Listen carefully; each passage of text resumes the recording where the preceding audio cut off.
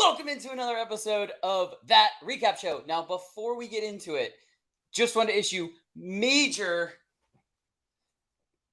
Mjolnir level spoiler alert. We are going to be going over everything that happened in the new Thor Love and Thunder movie. So if you haven't watched that yet, you may want to pause it. Come back later. Watch that in your local movie theater because it's awesome and it's worth seeing on the big screen. Then come back and enjoy the breakdown. Now with that out of the way, let's start the show. Poppin' Off presents That Recap Show.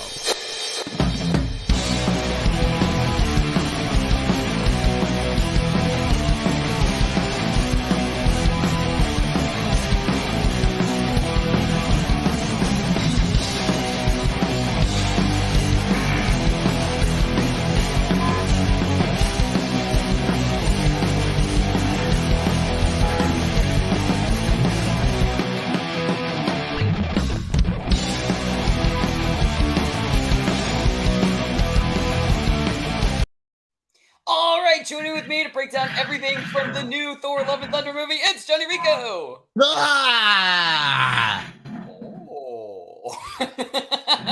We totally didn't plan for us to have the two different hammers either. No, totally did not. Stop it. No. I understand you have feelings. Stop. Only yours is throwing a temper tantrum. It's going off right now. Mine's fine. Mine's fine. I got my As Guardians of the Galaxy shirt and everything already. Nice. I love and it. You got, yeah. Anyway, there's so much to go over with this movie, so we want to hear from you guys also throughout the entire episode. So if you have a favorite part, if you have a takeaway, if you have any theories that you want to talk about moving forward, definitely put them below in the comments, and then we'll read them, we'll talk about them, we'll do everything while we're talking about ours. There's so much to go over, like we were saying. Same normal format, same everything, but just live. So here's to Friday afternoon. Cheers. Cheers. Cheers. Cheers. Stormbreaker. Stop it. Anyway, so getting right into it, I got to go initial reactions and pop culture references. I got to do this. Let's go. So pop culture references first. I love a good 80s themed training montage. And we got that right at the beginning of the movie. Ooh-wee. Perfect training montage to explain why Thor is in even better shape than he's ever been in, I guess. Like, he was literally at one point pulling the Guardians of the Galaxy ship. Yeah. Wonderfully narrated by Cord, by the way. Absolutely. We get the narration of Cord. One interesting thing that I was thinking about when we're watching that part, there are some like real goofy parts.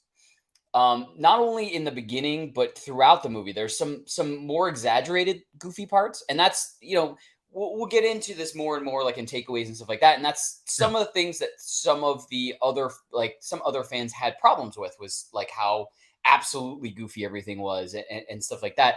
But because we have Cord narrating, I'm wondering if some of the more exaggerated goofiness is him amplifying the story for children. His perspective. Yeah, and it's him amplifying like the stories for kids, because he's telling the story to kids. So of course he's going to want to amplify the goofiness in certain spots. You know what I mean? So I'm wondering if that's why we're getting some of those extra goofy parts.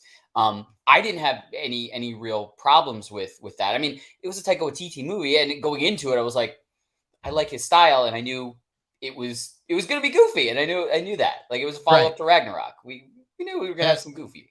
I think that's kind of the whole thing with comedy sequels in general. Like, so I think we had the same issue with Guardians of the Galaxy 2. So when we got Guardians of the Galaxy, it was something that we had no idea was coming. Like, it was a big surprise. Like, mostly these things that are widely praised, especially in the comedy world, are things that we did not see coming.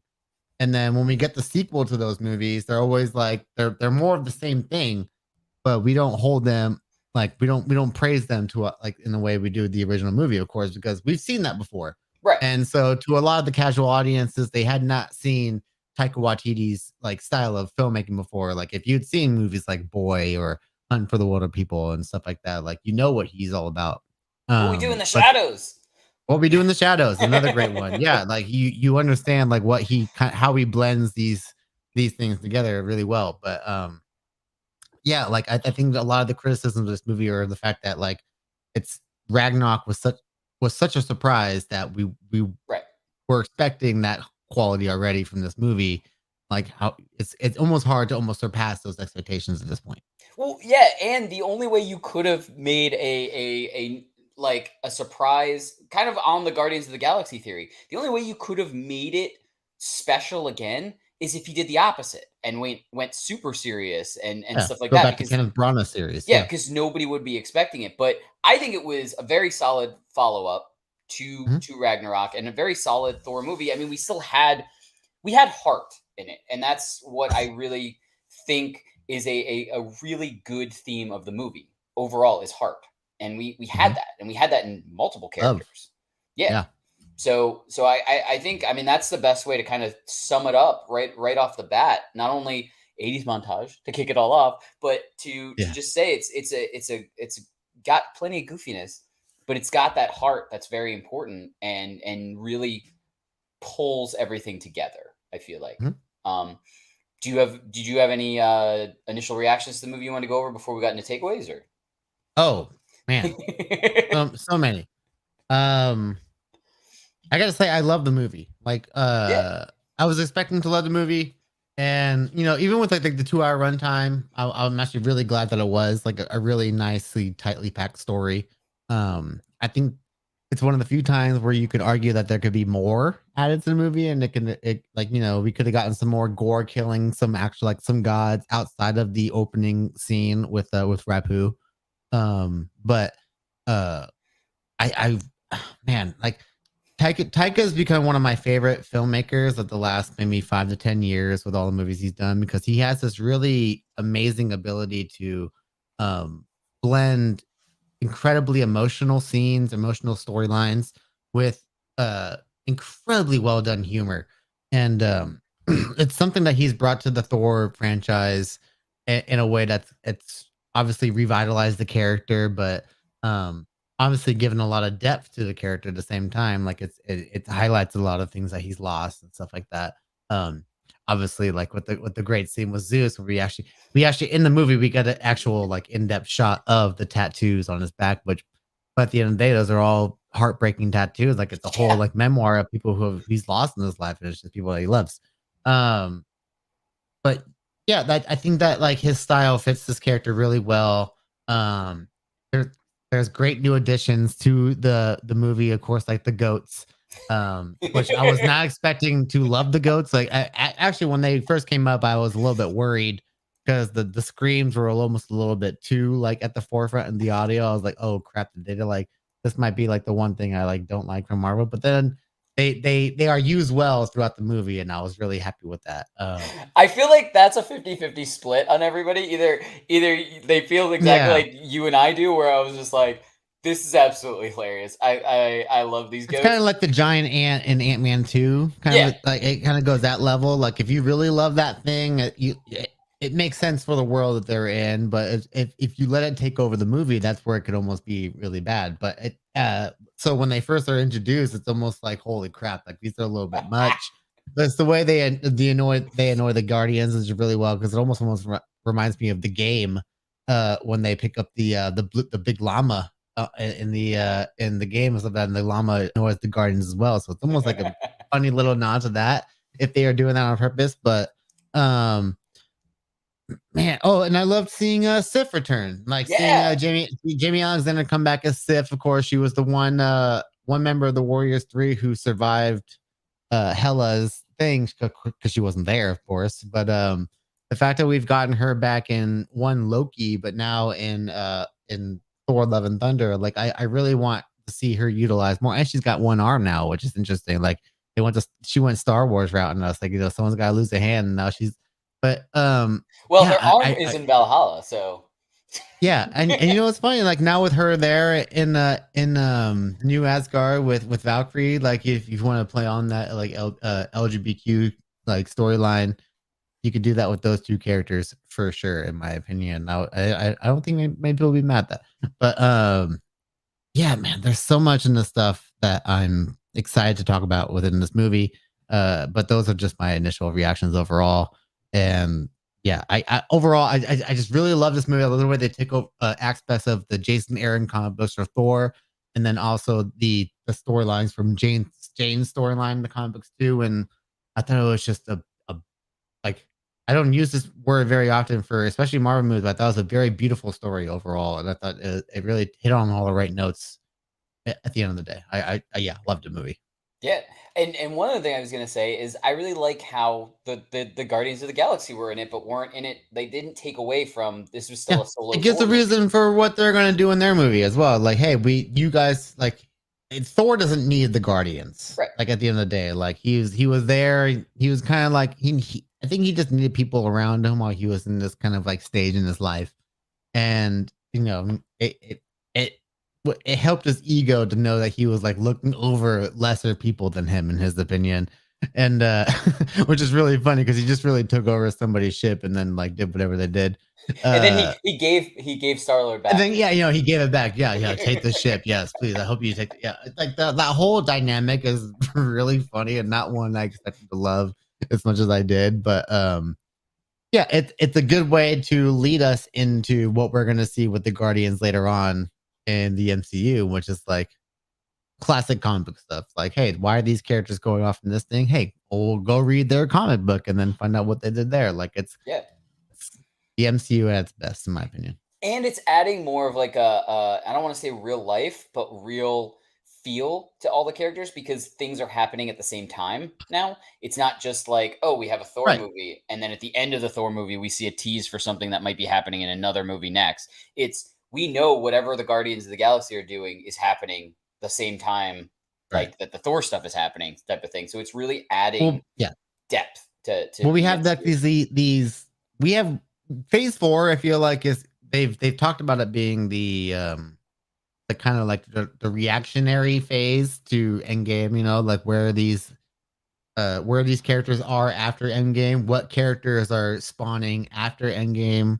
But it's also setting up the fact that we're gonna have different teams within different aspects of the MCU. So we have our street level characters in the Captain America and the Winter Soldier storylines and the Miss Marvels and the Hawkeyes, and then we have our interdimensionals, which is where Moon Knight and also uh Miss Marvel plays into almost all of it, which is crazy. Yeah, Uh, but you have Moon Knight and all those things, and then you have our cosmic stuff, which is Thor, and then you got Doctor Strange is kind of getting involved in that, and then Miss Marvel is gonna start getting involved with that with Captain Captain Marvel and all that. Marvel. Yeah, and Yeah, it's all gonna start in Guardians of the Galaxy. So it's like we're really getting all the Eternals is kind of doing both with yeah. interdimensional And then and it's Ant so Man's gonna do something with quantum. Like, everything is sprinkling into something different, and so it's like that's the great thing about doing these recasters right now is that we can tie everything to certain properties that we know are going to happen, and then of course like the stuff that we get revealed that's going to happen. This is like a whole another thing. It's like if you watched our Miss Marvel recap, hey, that's exactly no, what I was gonna say. Like if you haven't watched it yet, we released that this morning. Go man, check that out on our YouTube channel. shit's going down, man. Awesome finale. If you have not watched the finale yet, watch the finale, then watch our breakdown of it. Awesome finale, awesome end credit scenes, awesome everything. I Yeah, am from I think every episode in that hit, and I know we're talking Thor, but every Miss Marvel episode hit in that series, yeah. and it It's all the MCU, and it all matters at the end of right, the day. and it was perfect. I think it started strong and it ended strong, especially with the end credit scene. But we're talking Thor. Yeah, So you want back to to get Thor. some big takeaways? Yeah. Yeah. All right. So we have a lot written down. Obviously, it's a movie. We're not talking about one episode of a TV show. So what I was going to say is, why don't we just go back and forth? We've been doing it how we've been kind of, all of ours and then all of yours. So let's just we'll throw them back and forth. So We'll touch on stuff and go as we go. yeah, Yeah, for sure. I'll go first. Only because I really, really want to mention this, and I know you have stuff to talk about in this too. Yeah, don't worry about it. We got from this movie a love triangle I never thought I needed. What I'm talking about is Thor, Mjolnir, and Stormbreaker. Yeah, really funny. Funny stuff, dude. Oh wait, I have a clip for this. Oh, I do have a clip. Oh, play a clip, play a clip, play a clip. All right. Mjolnir, here, boy. Mjolnir. Mjolnir.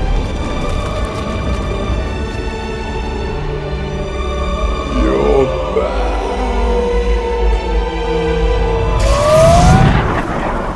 Mjolnir.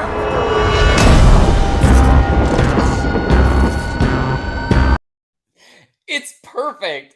Oh, So you think that we're talking like love triangle? We're talking about Thor and his ex Jane, but we're talking about Thor and both of his hammers in a love triangle, and yeah. we really have like this sentience to both hammers here. Yeah, That we were talking about this earlier, which I is a know. really interesting, like trying to find logic within this, of course, because they never really hinted at it before. But yeah, very interesting. Go ahead. I was just like, I mean, I just thought it was a recurring theme throughout the movie, and Mhm. how basically Thor was trying to come to terms with not only working with his uh human ex, Jane, but Yeah. also working with his ex hammer and his current hammer. And his current hammer starts to get jealous Really funny. that he is yearning for Mjolnir, and it's just a funny bit overall. Right. That in the movie when you're thinking about two inanimate objects and Yeah. that now have basically proven that they have sentience. Like it's always been theorized of Yeah. like how does Mjolnir uh, choose who's worthy and stuff like that. But now, I mean, it's kind of answering the theory in the sense of there has to be some level of sentience for it to be choosing um who's worthy, and not only that, but we get emotion coming from Stormbreaker, so that has to have sentience. Yeah. So Pettiness. yeah, But so yeah, there is an interesting thing when it comes to Mjolnir. Like, of course, it's got magic within it. Of course, that is saying like whoever holds this hammer, if he'd be worthy, should have the power of Thor. Um, so there is this whole thing of like, how does the hammer determine that, or like what yeah, is determining that? What are the properties, of course, that determine who is worthy? But my favorite, before I just want to interrupt you with yeah. one thing. My f- of that conversation, my favorite conversation that's ever been based on Mjolnir is from Age of Ultron, when they're all Mhm. talking about lifting the hammer, and they're like, "Well, what if you were in an elevator and the hammer is going in the elevator, and the elevator goes up? Does that mean the elevator's worthy?" Yeah. Like, it's Whole just a, logic of the conversation. Yeah, it makes a lot of sense. And so when kind of dissecting this whole relationship, like this little three-way between Thor, Mjolnir, and Stormbreaker, like you can almost find really ridiculous logic in it, but you can almost see why, because of course we learn in the movie that Mjolnir has been embodied with magic that protects Jane at some point in the movie, and then of course Stormbreaker is essentially an extension of Groot. So yeah, because when we see Thor in the beginning and he's just kind of like meditating and he pulls Stormbreaker out of the dirt, he's a bunch of roots. So the thing is living and it's growing. So that if it's part of Groot, it's probably got a little bit of attitude. You know what I'm saying? Like that. I think that's almost like the weird little logic they're gonna apply to it. Like if you were to ask Taika Waititi about that, I think he would say that in my it opinion. also it came from teenage Groot, so we got the angsty Exactly. He's teenage a little Groot. smart ass. Yeah, Yeah. that's exactly what I'm getting at. So it's like you can see, because I did see some actually weird criticisms being like there's been no evidence of these things being like having feelings before, but if you're gonna have, I think in this movie they explain it because Mjolnir is now supposed to protect Jane because Mjolnir knows that Jane is sick and that's why it's protecting with its powers. So of course it's not going to draw itself back to Thor, even though he is worthy. Yeah, he does Um, lift it and goes, "Oh, okay, I yeah, just and wanted he to is check." worthy. Yeah, he is kind of like validating those stats. He's validating those stats back in Endgame too. Like even when he's at his worst, he knows he's still worthy at the end of the day. Um, and then, of course, yeah, the whole thing with Groot's feelings somehow being like, imagine it if Groot kept growing or Stormbreaker kept growing, and it turned into like a little group or whatever. Like that arm turned into like group's arm, and then it turned into another group. Like that's almost like like the vision I have there is like that's what allows it to have somewhat of some kind of feelings and adds a little bit of logic to that Yeah, storyline. I can totally get down with that theory. And Yeah. a Groot that could summon a Bifrost would be an awesome team major or member. Ooh, that was hard to Yeah. say. Awesome team member for the Guardians of the Galaxy. Just think Yeah. about that. Yeah, and the great thing about Stormbreaker is that it's not dependent on worthiness. It's the Right. whole thing about that was there was things like you were not strong enough to wield these metals, your bodies would crumble. So of course, when Groot grabs the metal in Infinity War, he just cuts off his arms so that the rest of him doesn't crumble under the whole pressure of the Urdu metal. So Yeah. it's a really cool little like they always find ways around these little like storyline things, even though they're comic book storyline stuff. They add logic to it that makes it a little bit of sense. Yeah, absolutely. So anyway, so that was my first big takeaway. What's one of your big takeaways to kick this off? Man, first, this is like there's so much to talk about from this movie. It's I gotta talk about the one thing that I've been looking forward to probably the most from this movie ever since I heard it was going to be a thing. Before I even knew the character was even going to be the villain of the movie, I was saying you better make this character the villain of the movie, and that was Gore, the God Butcher. Um, Man, Christian Bale nailed it in my opinion. Like every single scene that he's in is creepy and emotional, and it's everything that you expect Christian Bale to bring from a role because he never goes half-ass in these roles. He commits to everything that he does, and you know that after this, he probably went from being the skinny Gore to doing some like bulky role that he does because he's always transforming his body in some weird way. Yeah. Um, but as a big fan from Gore from the comics run, it's one of the few like recent comic book villains that I read a story and I go like, this is a really great character and I want to see this in a movie. And the fact that we got him so fast, kind of like Kamal Khan. Kamal Khan was such a great character. The fact that we got her within 10 years of her existence is a testament to how great the character is, just like Gore, in my opinion, is the villain. Um, and so to see like that character, I think that character's really done justice. But like I said before, I really would have loved to see more of him taking out some more gods along the way. Like if we had gotten the scene of him going like actually like getting to Omnipotent City and taking out some of the people that were there, that would have added like a really cool layer of like creepiness to him. That would have like yeah, Or would have been great. or if I had got my damn post-credit scene from Moon Knight, Moon Knight. that would have been Yeah. a perfect. Why wasn't Ra there? You know, like because you know Thor mentions Ra, which is a cool little Moon Knight tie in itself, and yeah, like yeah, all of that is like it's the fact that they're you know we gods overall in general it just exists, which is really great. Right. So yeah, and again, loving the Thor Mjolnir Stormbreaker comedy was something I really loved as well.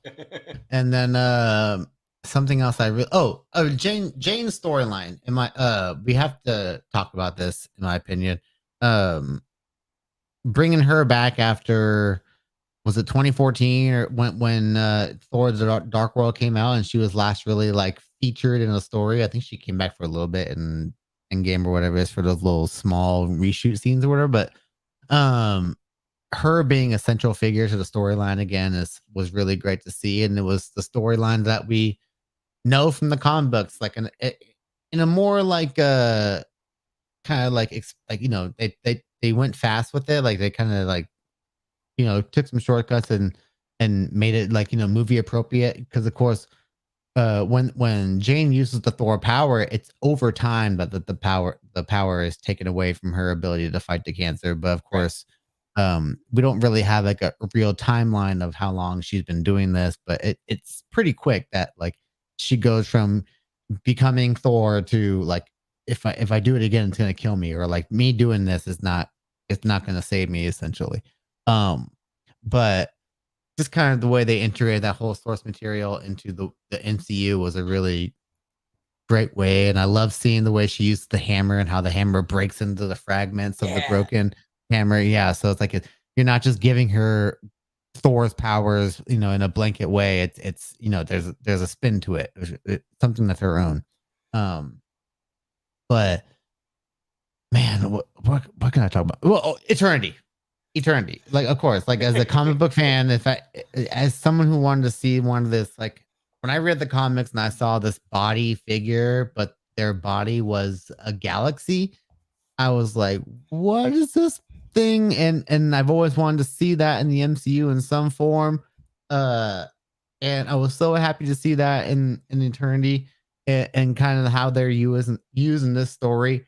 Um, One of the things I also really loved was the shot at the end of the movie with Gore as he made his wish, and we saw a reflection of a little girl as in the form of eternity.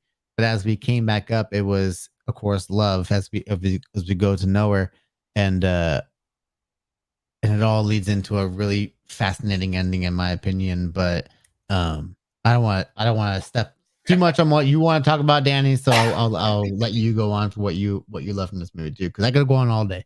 I know, and we can. And look, we're not going to go for forever, but we're definitely going to talk about all of our favorite parts and get into everything. The next thing up that I really wanted to talk about was kind of an overall theme of all of the Thor movies. And now, like, I know the first two, were a lot darker and a lot different in tone than Ragnarok and then of Love and Thunder. But we get this theme of loss in Yeah, every movie, in every single movie. Not only like loss of figures. I mean, we get Thor, love ones. loss of all loved ones in throughout the movies. Every single movie, it's dealing with loss and stuff Mhm. like that. But not only that, but loss of identity is kind of what we're getting also. Because even in the first Thor, he thinks like he's supposed to be the ruler of Asgard and supposed to be the strongest, and is just supposed Right. to fight first and take names later. Like, you know what I Didn't mean? know what it meant to be worthy at that point. And he had to figure it out, and that was kind of the Mhm. first movie, and then it just kind of goes with every single movie, and even in this one, he just comes out and kind of says it. I don't know who I am, type of thing. I need to figure Right. this out. And I mean, just like you were saying, I feel like that leads into the end of this movie, where and I'll just say it right away, where Gore's daughter Yeah. comes back, and now Thor is her caretaker, basically. And so now Thor has this new role and this new sense of, you know, I have to care for this person, and I have to, I have a family, type of thing. Yeah. And It's the kid that him and Jane could never have now, and it's kind of his way of honoring both Gore and Jane, which is a yeah, really really great way of looking at it. And yeah, again, sorry, continue. not only that, but we get, I think, what is now can be called the Asgardians of the Galaxy, because by the end of the movie, Thor and Love are Wait, sorry, no.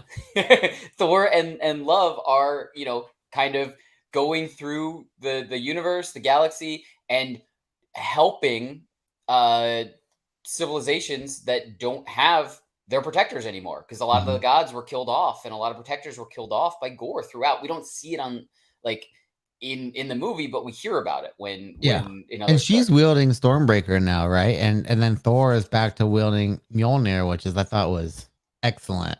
Yeah, But that whole at the end of the movie when we go back to Korg's wonderful narrating, of course, and we actually get the meaning of Love and Thunder, which when I heard that, I was like, holy shit, man. Like that's Taika's writing in a nutshell. Like the way he's able to tie these little things together. And like, I didn't even think of that. And of yeah. course, like I didn't even think of the fact that her name was Love. And then the fact that no, it's Love and Thunder. I was like, oh, well done. Chef. Mwah. Like that's why Taika Waititi, in my opinion, is one of the best filmmakers out there today. And I can't wait for a Star Wars movie. But yeah, no, but oh my god, yeah, that was a great ending. Yeah, absolutely, and I'm totally there with it. It was a slow burn to get the meaning of the title, and I think it was a great reveal to have that at the very end. And Hundred yeah, percent. I mean, we've already heard in interviews, like, people have asked Taika if he's willing to come back to helm another Thor movie, and he said if Chris is, I'm in, type of thing. Yeah. And I could see them Chris is in doing, for a while too. He's like he wants to come back as long as they'll have him, which is yeah, I love that. I could see them doing one more. And the one more that I think would be really cool would be him and Gore's daughter, or his adopted daughter at this point. Um, kind of figuring out their place in the universe, whether it is back at New Asgard, whether it's back like whatever type of thing, and then kind of passing the torch to Love. Almost as if, like, where we've kind of gotten this in phase 4, where, Hawkeye hasn't retired, but, we have Kate Bishop. And so we know that the next round of the Archer character is going to be Kate.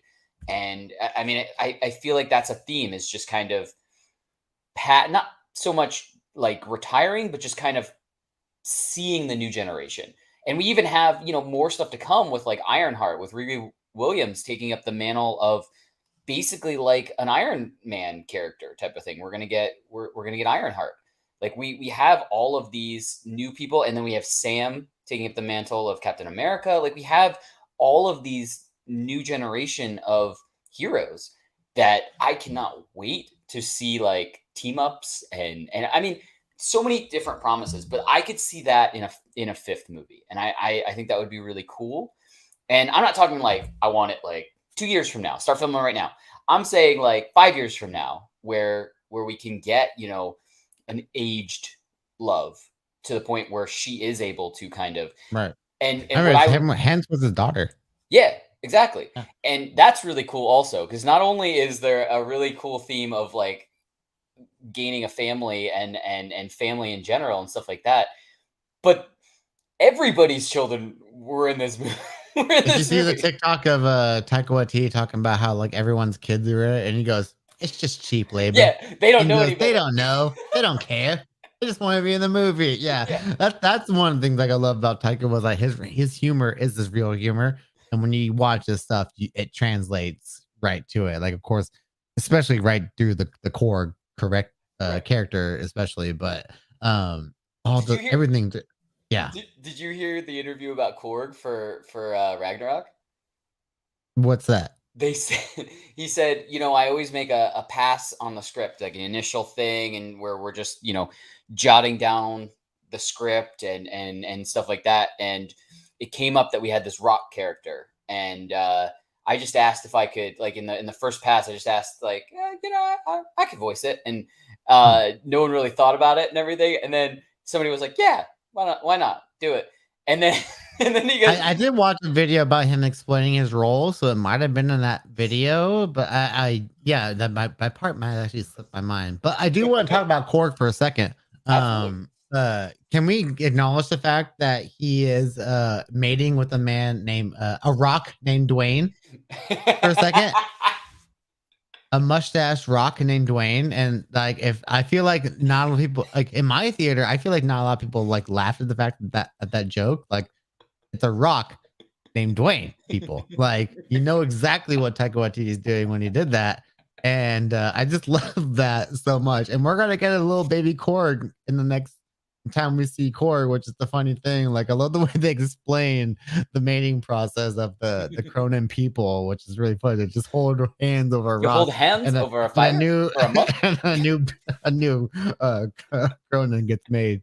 But we really got to give a shout out to the kids of the movie, because of course the whole story kind of revolves around kids, and we learned that Heimdall has a son Yep. in this movie, which is really cool, and that's how Thor is able to communicate with the kids and kind of and inspire bravery and kind of that Asgardian spirit within them, which makes for a really great finale scene Yeah. with them, where Thor gives them their power, his Temporarily. power. Yeah, Temporarily. and at least to a great power montage scene, almost up there with the the immigrant song montage in Thor Ragnarok, where we have a great shot of a little kid zapping people with this teddy bear, which is like one of the greatest images in my opinion, which I'm sure a lot of people, a lot of people, but I thought it was really fun Taika Waititi thing to do, and it fits the story really well in my opinion. And also we have a potential Heimdall for the Young Avengers now. We do. Um, Yeah. I think that's it's perfect. Not only we have a Heimdall for the Young Avengers, but we have a Korg, another Oh my generation god, Korg yes. for the Young Avengers. But It's turning into Young Justice, but from Marvel, which is a great. the only other thing I was going to say, and I completely forgot, I just looked at my notes, that I wanted to mention when I was talking about the end where we had Thor and Love basically helping out societies and civilizations that had lost their protectors and stuff. I just wanted to say in my head, it popped up, and I could be completely off base of this, but it was just more of something that I thought of. It Mhm. almost is an opposite of Thanos and his adopted daughters where Yes. they were going to civilizations and taking out half of the civilization. um Thor and his adopted daughter are going around and trying to protect the civilizations that don't have any protection. And I just thought Right. it's such a small scene and a small ending and stuff like that, but that contrast is something big. And Yeah. if that's really what it is, like it's such a big like thing because Thor agonized over losing to Thanos basically. And so to have that be the outcome of this movie where he's basically doing the opposite is awesome in just writing and in balance type of thing. So I just had a thought pop into my head as you were saying that. Of course, the opposite of Thanos is a great tie-in for Thor's character arc in general, because especially because of his ties to Thanos. Of course, he murdered the man, obviously. But what if Love is his X-23 to Logan? Oh, And there comes a point in the next story where Love's powers become too much for Thor, and it leads to Thor's demise, and it adds to the tragedy of the character. Um, but also kind of like, it seems like we give a lot, aside from Iron Man, of course, but like a lot of these I would say the big four, the big six, we got to give some balance between like the good endings and the bad endings. So we've lost Tony, we've lost Natasha. What if Thor is the next one to go because of Love's powers? And I think that just popped in my head right now, and I didn't think about. I can't believe I didn't even think about it till now. But if they actually went like a Thor Logan route, that would be a wild arc for the character, in my opinion. And I would love to see it in my like. I don't want to see Thor go away, but if it's for that story's purpose, I'm okay with look, it. I am all for that, like good writing, stuff like that. I had another theory, and this is we're getting into like real wild Oh, rumors we're and going down real the rabbit hole. we're going crazy. There's rumors of a World War Hulk movie coming out eventually. If we got that, then we could get a Thor versus Hulk all out battle. And what if Thor ends up perishing at the hands of World War Hulk, and then Love basically has this vendetta type of thing? Which?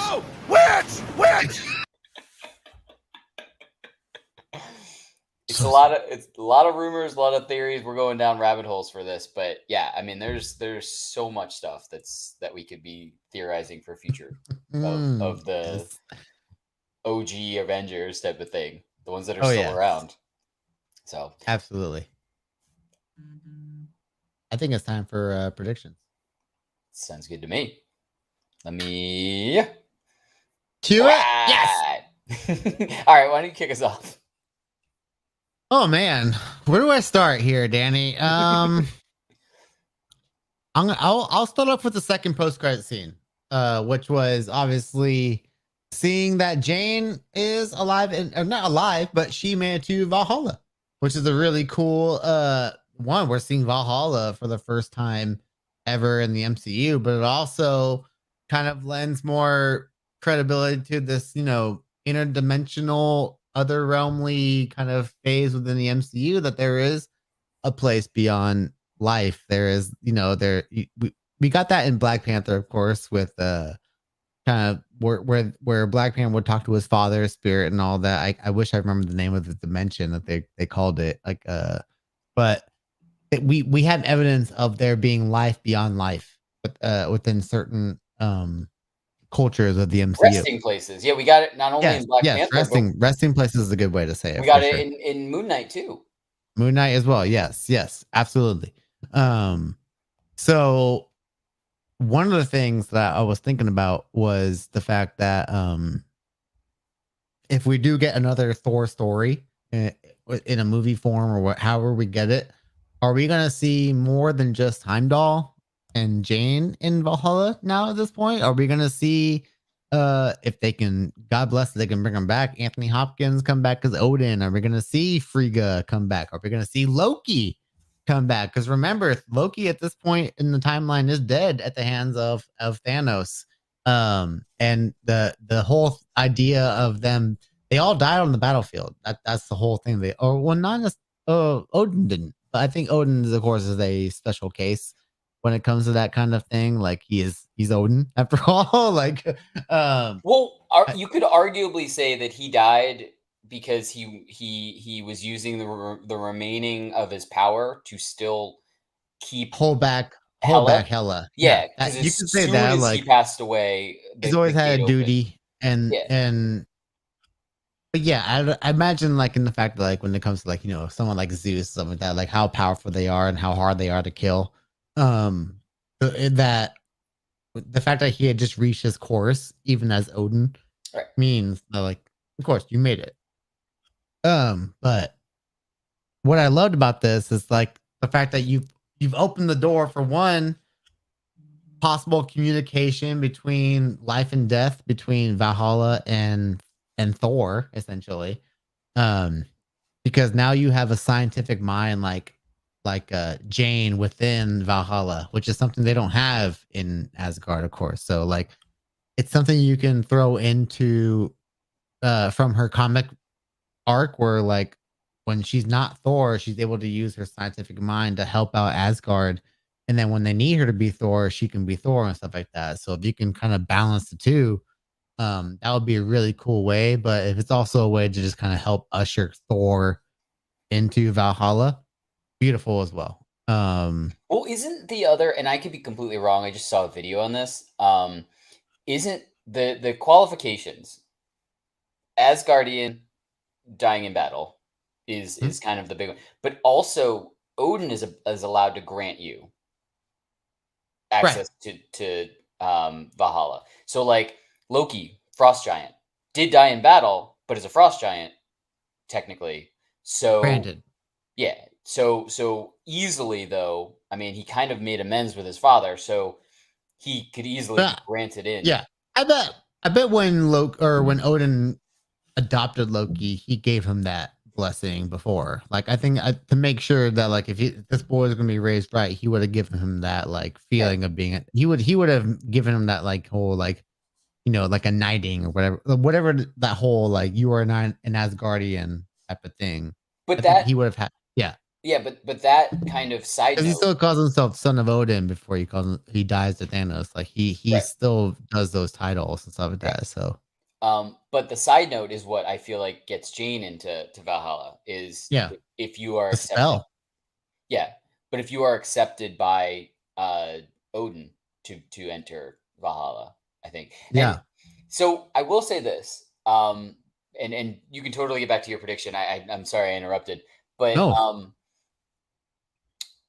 between this movie and the series wrapping of Miss Marvel, there's nothing more that I want to do this weekend than read all of the Miss Marvel comics I can get my hands on, and this Mighty Thor storyline. And or the Jason Aaron Thor stuff with Gore is a great. I'm telling you, it's a great comic book, because you'll see the imagery from the movie in there too, and you'll be like, "Wow, this is like wow." When you read something after you watch the movie, it really makes you feel like, man, they really paid attention to a lot of the cool details and stuff like that. And but the Mighty Thor stuff with Jane is really great stuff. Yeah, I mean, it's just really cool that like, so I didn't really grow up reading comics. I'm coming at this from a different angle. Like same thing with like like I said, I've said in the past plenty of times, like with Guardians of the Galaxy, I had no idea who they were before I saw their movie, and it made me appreciate it even more, because not only did I enjoy that form of media, but now I want to see them on the other form of media. Like I want to read some comics about him. And same thing with Deadpool. Yeah. Like I didn't know too much about the comic version of Deadpool, but the movie, Moon Knight. yeah, same thing. Like they're finally diving into all these more obscure characters, which is I think like the best thing about it, in my opinion. Like we're finally getting the stuff that like comic fans are really excited to see.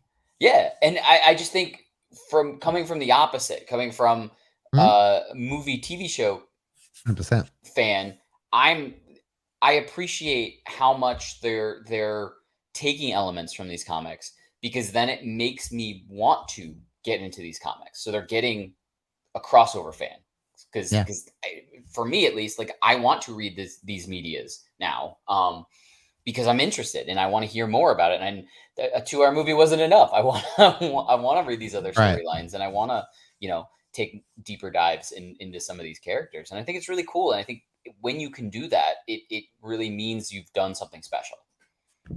100%. Yeah. So I mean, if you have any more, I don't really even have any predictions other than, like I was saying, like there's. Well, if you don't have one, I do want to talk about one more thing, just so I cover all of our bases here. So I've never seen Ted Lasso. I want to preface that right now.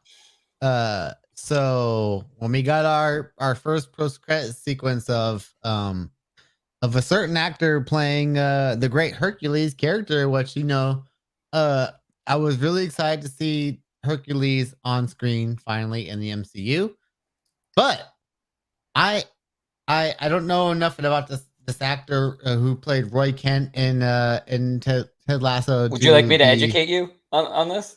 Yes, but please let me finish. Like I want to be excited for him, and I had to feel like I feel like he's gotten Emmy nominations, or did he win Emmy? If I'm not mistaken. I know nominations. I know he's been nominated. Yeah, I know he's been nominated. So, and I know he's somebody that.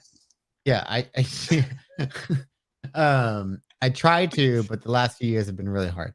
But I had to feel like if people were really excited about this character in particular, and they casted him for Hercules for a reason, that I'm going to give him the benefit of a doubt that he's going to be pretty good in the role. But when I saw him on screen, I just was not sure about. Like, I didn't get Hercules vibes from him. I didn't get like that big, and then but if he's right for the role, he's right for the role. So I can't wait to see what they're going to do with Hercules in the future. But I'm glad that people are really excited about that casting for the character overall. I'm really interested because I don't know. Obviously, I know Hercules from the Disney movie Hercules. And there's many iterations of the character. Zero to hero in no time flat, and they're going to make a live action version of that, and I cannot wait for that. Actually, I'm actually very excited for that.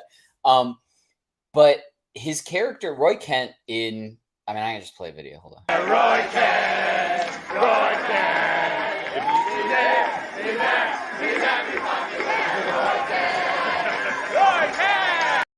So, if you've never seen Ted Lasso, it's basically about a soccer club in England, and an American coach comes over who's been coaching for college football. So it's kind of like a fish out of water story, and Jason Sudeikis is Ted Lasso, and he's the main character. Fish out of water. Okay, right, got it. It's actually really good. If you have Apple Plus, it's worth. No, watching. I've heard great things. It's just it's not a show that I've gotten around to yet, and the fact that I hear so many people praise his character, I'm like, he has to be really good. And like, I'm sure I love the character. It's one of those. I just wish I was as excited as other people were about this casting, in my opinion. Even after watching, so I cannot recommend enough Ted Lasso season 1, because Ted Lasso is 100% the main character, but it's a very ensemble cast where you do get to know multiple characters. It's not just all about Ted Lasso and all these other people are just little characters throughout the thing. You really do get storylines that are kind of going throughout, and Roy Kent is one of them, and he's kind of one of the aging players on the team type of thing. He's a little bit past his prime. He's kind of like this gruff. He has this gruff exterior, but he's actually a genuinely good person. And so I don't know if I'm 100% understanding of the comic Like the Marvel comic Hercules. I don't really know the character. Obviously, like I'm not coming from Well, a comic you background. get the sense that the Greeks are very much like overconfident of gods essentially. So like, of course, but Hercules, it, he can match himself up with Thor, so that's why, of course, that's why they hint at him. But Right, right. um, and obviously the fact that Zeus survives what he does is a testament to how strong they are. So it's like, uh, yeah, the future for those characters is really funny, but how they're going to use Hercules going forward is it's like, yeah, but in what capacity Yeah. is the interesting part. Side note for that, by the way, if anyone from Marvel Legends products are watching right now, because of course they're watching our live stream on a Friday afternoon. Damn Um, it. um, if they make Zeus's Thunderbolt as a light up and sound effects movie prop, I am Yeah. 100% pre-ordering it and buying it immediately. And off to the orgy we go. um, I thought that would be so cool as a prop, like sitting back in the back. But yeah, I don't know if like I trust Marvel's casting obviously because I think they've knocked it out of the park with Yeah. arguably most of, if I not trust all of. Kevin Feige all in general. Like Right. I can't remember the last time I saw a casting and I was like, I don't know about that. But What I would predict if we're predicting what could happen with a Hercules and Thor thing, I think maybe the plot starts off with Hercules trying to take down Thor as revenge type of thing, and then a bigger threat comes, and they have to work he plays together, into Secret Wars or yeah. and they have to work together, and then when they end up working together, they realize, oh, we should I think that's what we'll end up seeing. I think we'll end up seeing that with Warlock too in the Guardians movie. Like I think we're yeah, gonna see all these characters that we have grown to love over the years end up being something we're gonna see later, like in more than one appearance going on. a Secret Wars build up would be Yeah. insane. Like say They're like building up to so much, it's almost like you don't know what they're gonna do next. You know what I mean? phase like 6 and Yeah. cap of phase 6 Yeah. is Secret Wars. Could you imagine that? Holy It's shit. wild. We're gonna be 50 years old talking about the same stuff, and it's And gonna be if you great. stick with us. Mhm. You But hear that? Phase 27 will be here. We'll also have to get people that will retire to, and they'll take over. So, Yeah. so they'll join us. That's a We'll great end up- thing. Like, we're gonna get to learn to love so many actors, and like we're seeing it right now. We're seeing the next generation get phased in, but like it's like holy shit, we're just seeing. But now they're building their own stars, which is the Yeah. greatest part about it. Yeah, and what's really cool is, and I mean, I understand there's a lot of fans that that don't agree and kind of It's burnout. yeah, Understandable burnout.